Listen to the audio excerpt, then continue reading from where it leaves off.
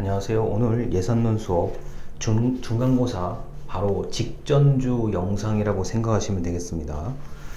이게 이제 학교마다 중간고사 지금 시점이 좀 차이가 나는 것 같습니다. 이번에는요. 제가 지금 대체공휴일 한글날 촬영을 하고 있는 건데, 한글날이 끝난 그 주부터 중간고사를 시작하는 학교가 있고, 열흘 뒤에, 그러니까 다시 말해서 10월 중순에 시작하는 학교가 있고, 또 월요일 수업이 있는 그런 경우는 10월 말에 중간고사를 보는 경우가 있더라고요. 그래서 중간고사 기간이 짧게는 1주, 길게는 11월 첫째 주, 근 한 달간 중간고사를 보는 학교도 있습니다. 그래서 그 중간고사 기간이 늘어지면 굉장히 이제 수강하시는 분들께서, 학생분들께서 굉장히 고생을 하시는데, 뭐 저희 수업 같은 경우는, 특히 예산론 수업 같은 경우는 뭐 비대면 시험이 거의 확실시 됩니다. 현재 오늘 기준에서 말씀드리는 거예요. 자, 그리고 이제 그 중간고사 전까지는 이제 오늘 수업 정도가 이제 진도는 마지막일 것 같고, 그리고 이제 필요한 부분, 필요한 법령, 그리고 공공기관이나 공무원이 되실 분들이라면 알아두어야 되는 그런 내용들도 말씀을 드립니다. 자, 일단 112쪽에 여러 번 얘기를 한 것 같은데, 재정은 세 가지로 나눌 수가 있죠.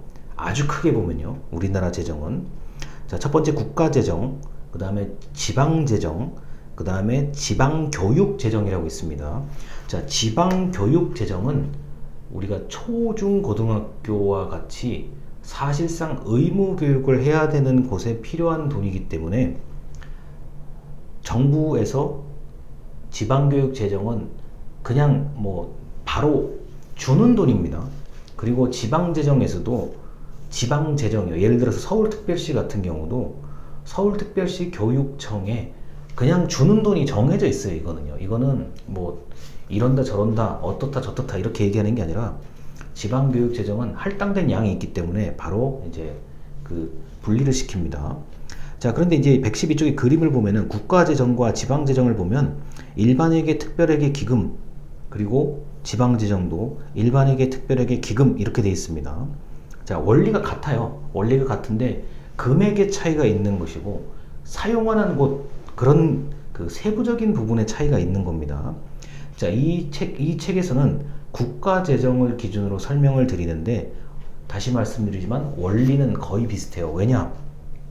우리가 그 국가재정정보 시스템이요, 재정정보 시스템을 통해서 모든 것을 처리하고 있기 때문에 국가재정, 지방재정의 차이가 크게 되면 처리하는 사람이 곤란을 겪습니다. 그래서 웬만한 항목들은 비슷한 원리로 이루어지고 있다는 거. 자, 그리고 지금 이제 요 얘기까지 끝난 거죠. 1번이요. 재정은, 우리나라의 재정은 국가재정, 지방재정, 지방교육재정이 있다는 거고요. 자, 첫 번째 일반회계 예산입니다. 112쪽의 맨 아래 문단, 일반회계 예산은 국가의 일반적인 매우 광범위한 활동을 위한 재정사업을 전부 다 합한 것으로, 일반회계 예산은 기본적으로, 우리 개인으로 말하면 개인이 주로 쓰는 입출금 통장을 얘기합니다. 개인의 수준으로 낮춰서, 이게 쭉 낮춰서 보면은 개인이 주로 쓰는 입출금 통장 같은 겁니다.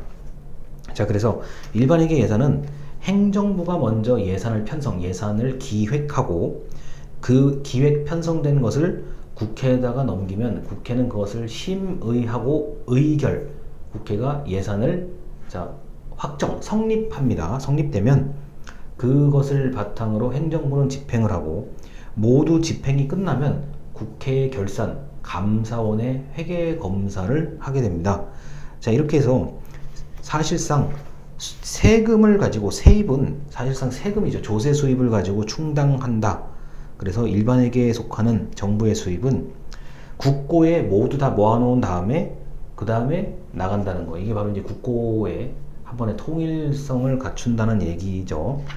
자, 그래서 우리가 이제 일반회계 예산이 대체적으로 뭐 복지, 고용, 국방, 그리고 공무원의 어떤 급여 같은 것들은 전부 다 일반회계 예산이라고 보시면 되겠습니다. 자, 그래서 113쪽에 보면 뭐 여러 가지 표에 여러 가지 내용이 나와 있는데, 뭐 국세라고 보면은 뭐 종합부동산세 이런 게 좀 눈에 보이고요. 자, 뭐 워낙 국세의 종류가 다양하기 때문에 114쪽입니다. 맨 위에서 두 번째 줄이요. 자, 소득세, 법인세, 부가가치세, 그리고 뭐 각종, 예, 정부도 어떤 건물 같은 거를 이제 매각 파는 경우가 있거든요. 그럴 때 얻는 수입 등 여러 가지의 수입원을 가지고 일반 회계를 편성합니다. 자, 이건 뭐 그렇게 어려운 얘기가 아니에요. 지금요. 개인으로 따지면 개인이 주로 쓰는 입출금 통장이다. 자, 그리고 114쪽에 조세 부담률과 국민 부담률이라는 얘기 나오는데요. 그 제가 읽어드릴게요. 그 표 안에 있는 얘기입니다. 조세 부담률은 조세 수입이 GDP에서 차지하는 비중으로 국민들의 조세 부담 정도를 측정하는 지표다. 즉, 조세 전체 총액이 국민소득에서 차지하는 비중을 조세 부담률이라고 얘기한다. 자, 그리고 그 다음 문단이요. 그리고 국민 부담률은 조세와 사회보장기여금이 GDP에서 차지하는 비중으로 조세 부담률보다 더 포괄적으로 국민의 부담 수준을 측정하는 지표다. 사회보장기여금은 4대 연금, 4대 보험 같은 겁니다. 우리가 국민연금 뭐 이런 거요. 자, 국민연금, 공무원연금 등 각종 보험을 기여금이라고 말합니다. 자, 그래서 제가 그 강의 자료에도 적어 놓고 그 114쪽 딱 중간에 진한 글씨로 되어 있습니다. 조세 부담률 더하기 사회보장 부담률을 국민 부담률이라고 한다. 굉장히 국민 부담률은 그 정부의 어떤 재정 그리고 국민 개인의 입장에서 봤을 때는 뭐 이것저것 다 내는 것들이요. 뭐 세금 그리고 보험료 등등까지 가장 넓게 내는 거를 국민 부담률이라고 얘기합니다. 국민이 부담하는 거를 얘기하는 거예요.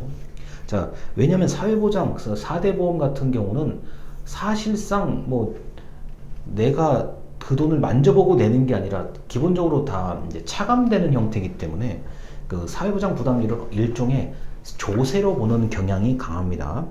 자, 그러다 보니까 조세 부담률과 국민 부담률에 대한 이야기가 있어요. 자, 나중에 이제 그 여러분들이 취업을 하시게 되면 4대 보험 여부가 굉장히 중요할 텐데 이 4대 보험이 뭐 얼마 안 되는 것 같다고 얘기하시는 분들이 계시는데 절대 그렇지 않습니다. 그 의료보험 같은 경우는 아마 내시는 분들은 굉장히 많이 내실 거고 안 내시는 분들은 별로 안 내실 수도 있는데, 예, 나만 생각하는 게 아니라 우리나라 전체 국민이 이걸 낸다고 보셔야 되는 거예요.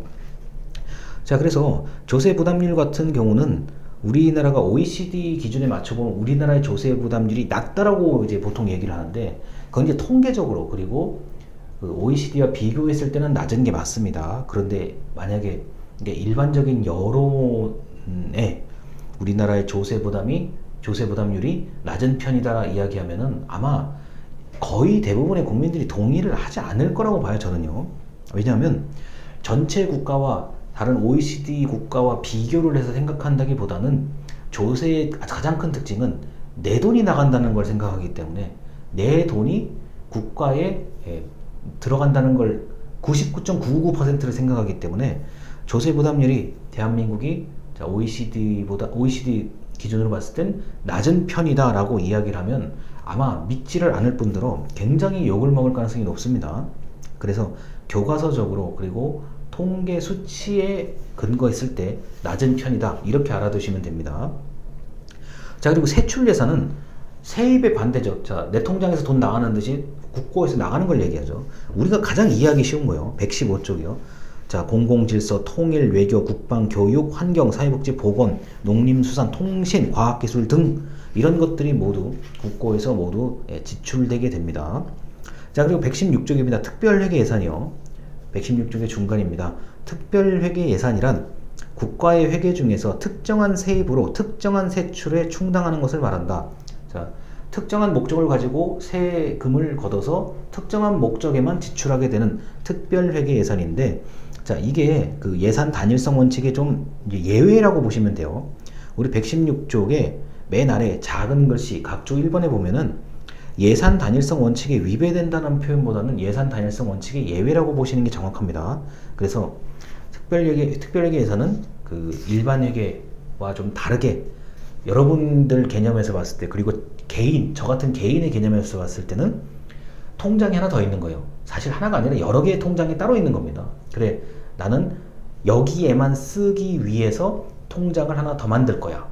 우리가 입출금 통장 말고요. 그건 일반 회계 개념이고, 통장 하나씩 더 만든다는 게 바로 특별회계 예산의 개념입니다. 자, 그래서 이렇게 이 특별회계를 너무 많이 만들게 되면은 오히려 관리하기가 불편해지고, 왜 저 예산을 따로 저렇게 만들어야 되는가, 그런 설득을 해야 되는 부분이 있기 때문에 특별회계 예산을 많이 설치하지 않으려고 하는데 상당히 그래도 많은 편에 속합니다. 자, 그래서 117쪽에 보면은 특별회계의 예산이 농어촌 구조 개선, 교통, 그 다음에 교도 작업은 이제 교도소와 구치소에서 하는 일들이요. 에너지 자원, 그리고 우체국 보험, 주한미군 기지 이전, 행정중심 복합도시, 자, 세종시 얘기입니다.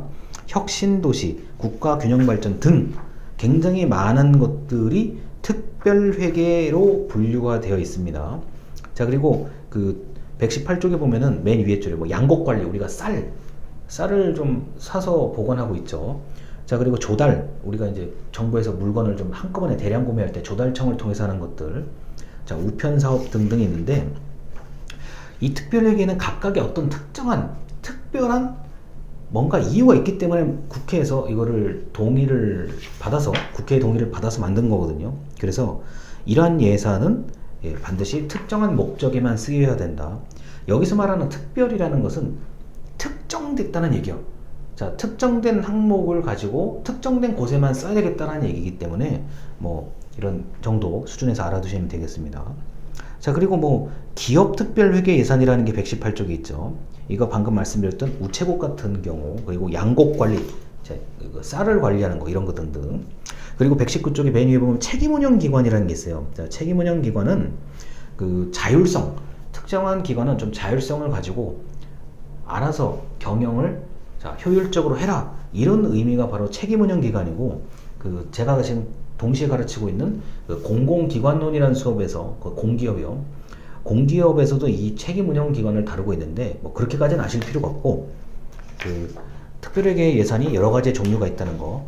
그럼 교수님, 전 책임운영기관의 종류가 뭔지 모르겠습니다. 자, 국립과학수사연구원, 우리가 KCSI라고 표현하죠. 국가수라고 얘기하는 국립과학수사연구원이 책임운영기관이고요.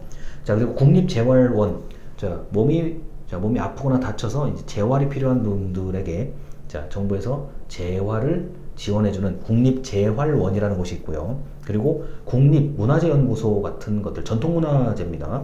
이런 국립문화재연구소 등 전국 단위로, 그러니까 특정 지역이 아니라 전국 단위로 자율성과 책임성을 가지고 좀 운영을 해야 되는 곳들이 그런 곳들이요. 그게 바로 책임운영기관이라고 할 수 있겠습니다. 자, 그래서 특별회계의 종류가 여러 가지가 있는데, 이걸 각각의 어떤 분명히 이유가 있어요. 엄청나게 분명한 이유가 있기 때문에 이렇게 기금을, 죄송합니다, 특별회계 예산을 만든 건데, 자, 우리 개인의 입장에서는 별도의 통장을 만들고, 반드시 그 통장으로 들어오는 돈은 이유가 있어야 되고, 반드시 그것에만 써야 된다. 통장이 개인으로 따지면 지금 통장이 한 20-30개 정도가 있는 거나 마찬가지입니다. 자, 그래서 일반 회계와 특별 회계까지 설명을 드렸습니다. 들어주셔서 감사합니다.